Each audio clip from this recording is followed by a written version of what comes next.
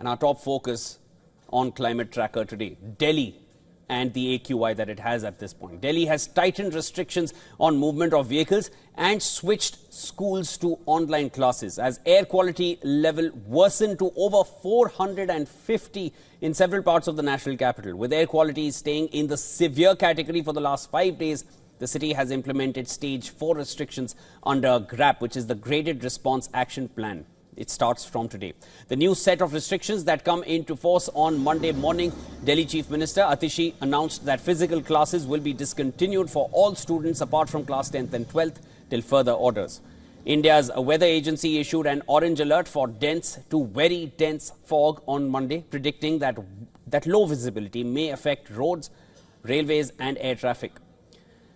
Airlines have warned of flight delays as visibility dropped at the airport. According to the panel monitoring air quality index of the national capital, Delhi's AQI was recorded at 441 at 4 p.m. on Sunday and gradually increased, reaching the severe plus category later in the day.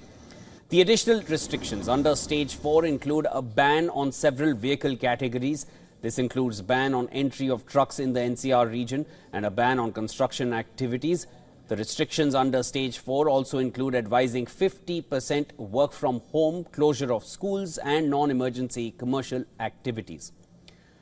Meanwhile, children, elderly and those with respiratory and cardiovascular or other chronic diseases have been advised to avoid outdoor activities altogether. GRAP classifies its actions into 4 stages. Let's go over them very quickly. Stage 1 is the poor stage, that is AQI between 201 and 300.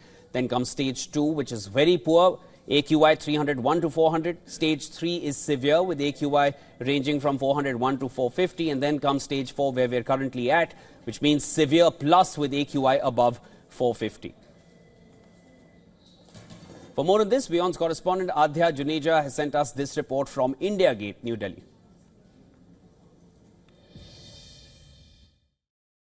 The Indian Meteorological Department has issued an orange warning for dense fog with visibility dropping as low as 200 meters in several areas, disrupting road, rail as well as air traffic. Now, in response to the escalating crisis, the authorities have enforced stage 4 of the Graded Response Action Plan, banning construction activities and shifting schools to online classes for all but class 10th and class 12 students.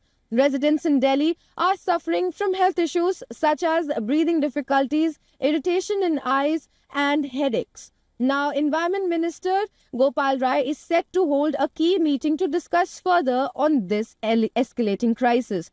As Delhi covers itself in toxic haze, the question remains about the enforcement of anti-pollution curbs as well as long-term solutions needed for this annual problem.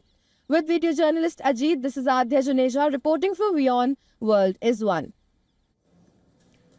All right, there's lots to discuss here. We're now being joined by Vimlindu Jha, who's an environmentalist and founder of Swechha India. Mr. Jha, thank you so much for joining me on Climate Tracker.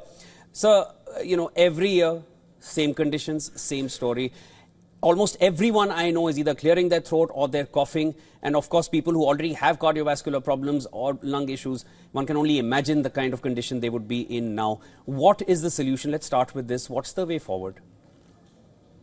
See, the government so far, and not just this year, but all the past years, for almost a decade, we've actually seen only knee-jerk measures, last-minute emergency measures, and the government thinks that emergency measures are a solution. Emergency measures or shutting down a city is not a solution. Unfortunately, that's the only way that perhaps we can actually save our children and our elderly, pregnant women. The solution has to be long-term and medium-term. There are known sources of pollution. Right now, it's not as if the government is not aware of where is this pollution coming from. As in, of course, right now, there are two things, two main sources that we talk about. One is episodic sources of pollution, which is events primarily, which is stubble burning. Yesterday, the contribution of stubble burning was almost 32%, but that's not the main issue. Indeed, for almost 10 to 15 days, the ambient air quality is affected by stubble burning that actually takes place in the entire region. But the main problem is the perennial sources, which is largely we're talking about throughout the year, 365 days, the sources of pollution, in which vehicular pollution is almost 35 to 40%. Some days it's actually 50%. There's construction demolition activities and roadside dust. There's open burning of garbage. A lot of those issues are actually the main cause of pollution. So unless and until we understand, the solution to pollution can only happen once we understand what the problem is, and really in great honesty. We will have to really look at our public transport regime. The entire regime of private vehicles that we actually have in Delhi NCR, that has to be curtailed, because, as I said, almost 40% of pollution is from vehicles, and therefore we need to really expedite that entire move of having more and more last mile connectivity, affordability, accessibility of public transport. The other solution that we actually have is that there is a law on construction, demolition, dust mitigation, and unless and until the government on ground, as in the pollution control authorities on ground, need to really ensure that those laws are actually followed. Similarly, burning of garbage is actually banned, and despite that, we've actually seen the fire at the landfills or the roadside burning of garbage that takes place. So the solution is also known to our dispensation for years together. It's lack of political will. I think the solution to pollution is better politics, cohesive politics, coordination between states, and a sense of urgency to really solve this crisis. Mr. Jha, I want to just quickly go over the points that you mentioned. Now, when we talk about vehicular emissions, or when we talk about construction work, let me also take a step further and say, even if it's firecrackers, which are burst on specific days around the year. Now, these are things which have been happening for decades. Vehicular emissions are happening throughout the year. Construction happens throughout the year. Firecrackers happen specific days every year. But it's in these months that suddenly there is an uptick of pollution, and it's almost become like this fifth season that we have to brace for, and the effects that it is having on each of our bodies and our lungs and our conditions is ghastly, which we'll only get to know over a period of time. What changes in these months when then suddenly there is so much pollution, and then everyone is already bracing for the end of October and November, and it gets worse only from there till December? So largely two things. One is the geographical disadvantage that Delhi actually has. Delhi is surrounded, and actually almost like an air trap is what the geographical location of Delhi is. And the other is meteorological conditions. Right now, in the month of October, November, and December, we actually see temperatures going down. Currently, last 2 days, one of the reasons why you see a lot of smog is because of northwestern wind.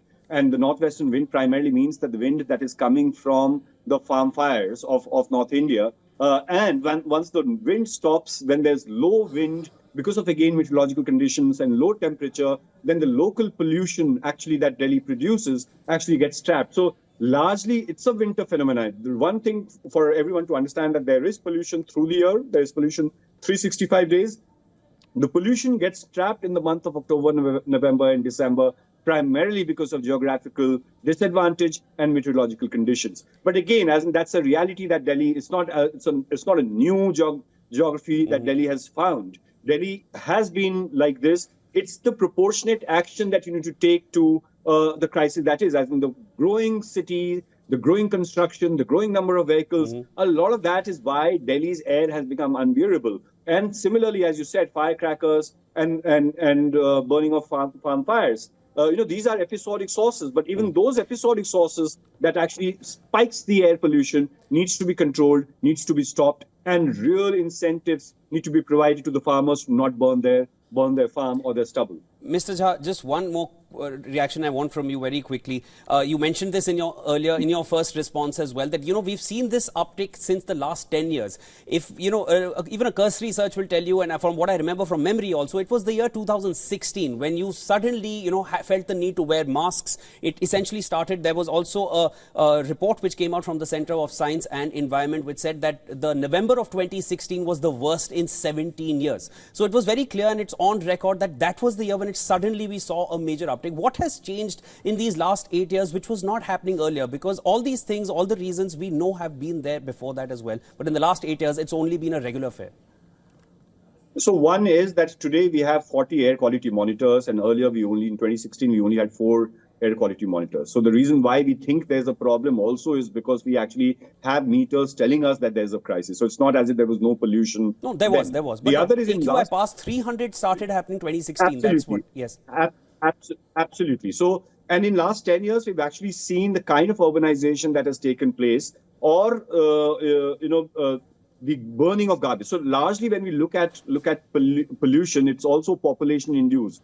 It's also development induced. And therefore, when there's more garbage burning, when there are more and more vehicles, when there's more and more construction that is happening, and also in last, we've seen stubble burning because of the change in the month of burning of farm fires, because of water crisis, the schedule of shifting that also changed. So those are the reasons why we actually in last 10 years we've seen more and more deterioration in air quality index. Perhaps the change in the schedule of the stubble burning has also been a major point, because of which we can really pin it down to a year after which we've seen this kind of uptick in pollution, which has been costly for all of us. Thank you so much for joining me on Climate Tracker, sir. That was Bimlendu Jha joining me on Climate Tracker.